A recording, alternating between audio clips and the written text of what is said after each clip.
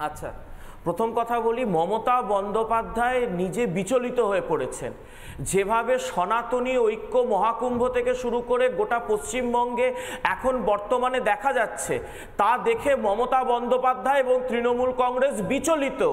গঙ্গারামপুরের কথা হচ্ছে, আমি গঙ্গারামপুর দিয়ে আসছি। গঙ্গারামপুরের যে কথাটা মাননীয় মুখ্যমন্ত্রী বলেছেন, যে ভোটার কার্ডের উল্লেখ করেছেন, তার নাম হচ্ছে তসলিম মিয়া। এবার এই তসলিম মিয়া তিনি কবে গুজরাটে থাকতেন আমি মাননীয় মুখ্যমন্ত্রীর কাছে চ্যালেঞ্জ করছি। মাননীয় মুখ্যমন্ত্রী বলুন, কারণ তসলিম মিয়ার স্ত্রী তিনি বলেছেন আমি জানি না গুজরাটে কি করে রয়েছে, আমরা এখানে পশ্চিমবঙ্গে ছিলাম, আমাদের পূর্বপুরুষ ওপার বাংলা থেকে এসেছিল, অনেক বছর আগে এসেছিল, ছেলের অনুপ্রবেশকারী আমি বলছি না। তার মানে গুজরাটি যোগের যে কথাটা মাননীয় মুখ্যমন্ত্রী বলছেন, আমি জানি না একজন মুসলিম সম্প্রদায়ের মানুষকে নিয়ে এই ধরনের অপপ্রচার করে মমতা বন্দ্যোপাধ্যায় রাজনীতির কোন রুটি শেখতে চাইছেন।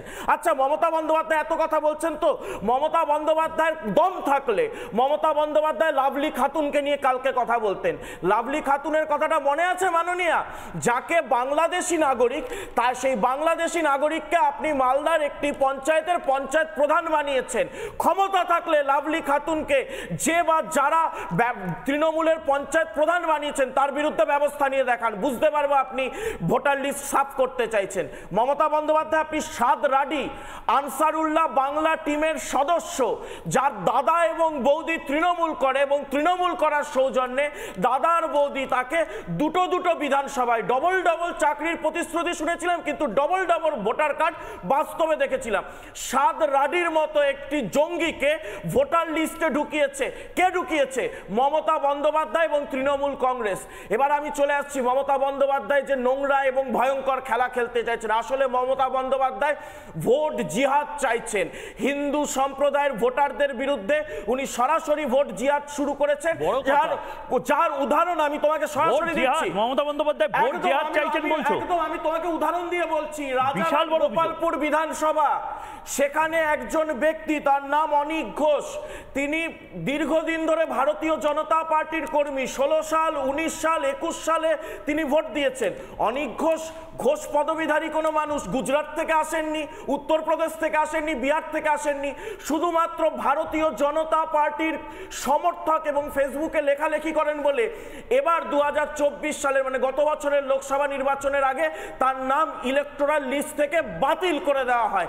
এবং তিনি যখন বলেন যে আমার এলাকায় যে আশাকর্মীরা এসেছিল, সে আশাকর্মীকে মানে বিএলও অফিসার হিসেবে আশাকর্মীদেরকে নিয়োগ করেছিল রাজ্য সরকার, রাজ্য প্রশাসন। সে এসে আমাদের ভারতীয় জনতা পার্টির একজন সমর্থকের নাম বাতিল করে দেন। এইটা ভোট জিহাদ হচ্ছে। আমার কামারহাটি বিধানসভায় শুধুমাত্র 4টে ওয়ার্ড, আমি নাম নিয়ে বলছি, 16 নম্বর, 18 নম্বর, 25 নম্বর, 28 নম্বর, এই 4টে ওয়ার্ডে প্রায় 80 জন হিন্দু যারা বেঁচে আছেন, যারা জীবিত, তাদের নাম ভোটার লিস্ট থেকে বাতিল হয়ে গেছে। কিন্তু মজার ব্যাপার হচ্ছে সাদরাডিদের নাম ভোটার লিস্ট থেকে বাতিল হয় না, লাভলি খাতুনদের নাম ভোটার লিস্ট থেকে বাতিল হয় না। মমতা বন্দ্যোপাধ্যায় জিহাদি জামাতিদের ভোট ব্যাংকটাকে নিজেরা সংরক্ষণ করছেন, বাঁচাচ্ছেন, আর হিন্দুদের ভোটাধিকার কেড়ে নিয়ে 2026-এর নির্বাচনী বৈতরণী পার হওয়ার চক্রান্ত করছে। এবং ঠিক সেই নানা ধরনের কন্টেন্ট দেখার জন্য লাইক করুন, শেয়ার করুন আমাদের ফেসবুক পেজ, সাবস্ক্রাইব করুন আমাদের ইউটিউব চ্যানেল। পাশাপাশি অন্যান্য ব্রেকিং নিউজের জন্য অবশ্যই চোখ রাখুন রিপাবলিক বাংলায়।